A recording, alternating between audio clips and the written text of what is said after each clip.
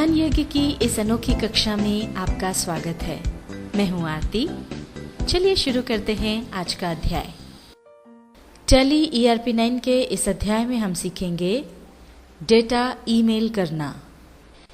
पिछले पार्ट में हमने देखा कि हिसाब किताब से संबंधित किसी भी डेटा को एक्सपोर्ट कैसे किया जाए, और अब हम देखते हैं कि टैली से डेटा कैसे सीधे ईमेल किया जाए।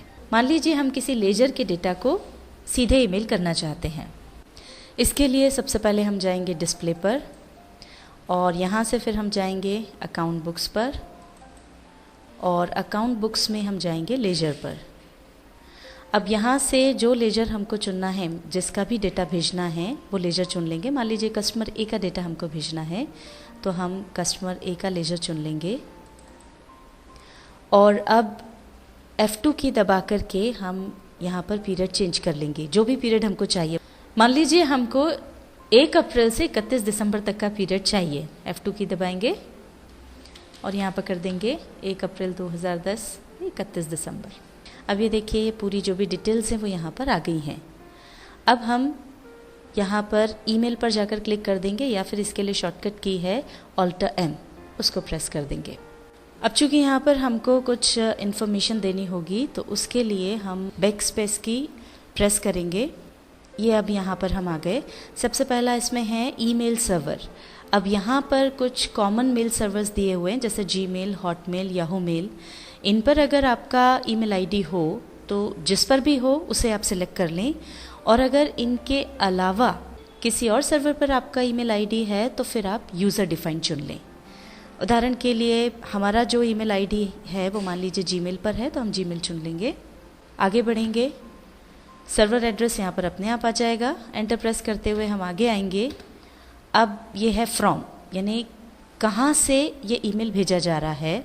अब यहाँ पर जो हमारी फर्म का नाम है वो भी अपने आप आ जाएगा। HK ट्रेडर्स यहाँ पर आ गया है। एंटर प्रेस करके आगे बढ़ेंगे। यहाँ पर हमारी फर्म का जो ईमेल एड्रेस है वो हम डाल दें। तो HK ट्रेडर्स के लिए जो ईमेल एड्रेस हम यूज़ करते हैं वो हम यहाँ पर डाल रहे हैं। आगे बढ़ेंगे। अब इसके बाद का ऑप्शन है ऑथेंटिकेशन यूज़र नेम। इसमें जो ऊपर आपने ईमेल आईडी दिया है उसी को यहाँ पर भी डाल दें। आगे हम आएंगे। अब आपके इस ईमेल आईडी का जो भी पासवर्ड हो वो पासवर्ड यहाँ पर डाल दें। एंटर प्रेस करें। अब फॉर्मेट में, जैसा कि हमने पहले आपको बताया था, जिस भी फॉर्मेट में आप डेटा भेज रहे हो वो फॉर्मेट यहाँ पर चुन लें। प्राय PDF होता है तो हम PDF चुन लेंगे। पेज साइज़ हम A4 रख रहे हैं। पेज ओरिएंटेशन में लैंडस्केप, पोर्ट्रेट जैसा आप चाहें वो ले लें, हम चुन रहे हैं पोर्ट्रेट। अब यहाँ पर है टू ईमेल एड्रेस, मतलब जिस ईमेल आईडी पर हम ये डेटा भेजना चाह रहे हैं उसका ईमेल एड्रेस हमको यहाँ पर लिखना है। अब इसमें हमने पहले अगर कोई ईमेल किया है, डेटा किसी को भेजा है, तो वो ईमेल आईडी यहाँ पर ऑलरेडी होगा।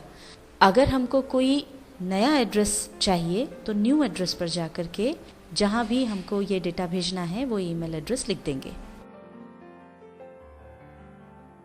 एंटर प्रेस करेंगे।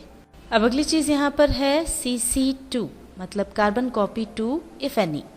अगर आपको किसी और को भी यही डेटा भेजना है तो उसका ईमेल आईडी न्यू एड्रेस में जाकर के डाल दें।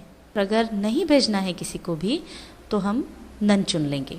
सब्जेक्ट में जो भी सब्जेक्ट है, मतलब जो भी डेटा हमने चुना है उससे रिलेटेड सब्जेक्ट यहाँ पर आ जाएगा। जैसे हमने कस्टमर ए का लेजर लिया है तो यहाँ पर कस्टमर ए लेजर अकाउंट लिखा हुआ आ गया है। अगर आप सब्जेक्ट बदलना चाहें तो बदल भी सकते हैं। एंटर प्रेस करके और आगे बढ़ेंगे। एडिशनल टेक्स्ट में अगर आप सब्जेक्ट के अलावा कुछ और टेक्स्ट भेजना चाहते हैं, कोई मैसेज भेजना चाहते हैं, तो वो यहाँ पर आप डाल सकते हैं। आगे जब हम बढ़ेंगे, यहाँ पर जो भी हम फाइल अटैच कर रहे हैं उस फाइल का नाम यहाँ पर लिख देंगे। ये यहाँ पर हमने फाइल नेम डाल दिया है ledger.pdf। एंटर प्रेस करके आगे बढ़ेंगे। स्टाइल ऑफ रिपोर्ट में फिर हमारे पास 2 ऑप्शंस आ गए, कन्फर्मेशन ऑफ अकाउंट्स और नॉर्मल लेजर। इस बार हम नॉर्मल लेजर चुनेंगे, और नॉर्मल लेजर चुनने पर जब हम अगले पॉइंट पर जाएंगे सिलेक्ट वाउचर्स टू शो, तो ये 3 ऑप्शंस हमारे पास आएंगे। All vouchers, credit entries only, debit entries only. इसमें से जो आप चाहते हैं वो ले सकते हैं, पर चूंकि हम पूरी डिटेल में एंट्री बताना चाहते हैं इसलिए हम लेंगे ऑल वाउचर्स। फॉर्मेट में कंडेंस्ड या डिटेल्ड कैसा चाहिए वो हम ले लें। हमको डिटेल इन्फॉर्मेशन भेजनी है इसलिए हम डिटेल्ड ले लेंगे।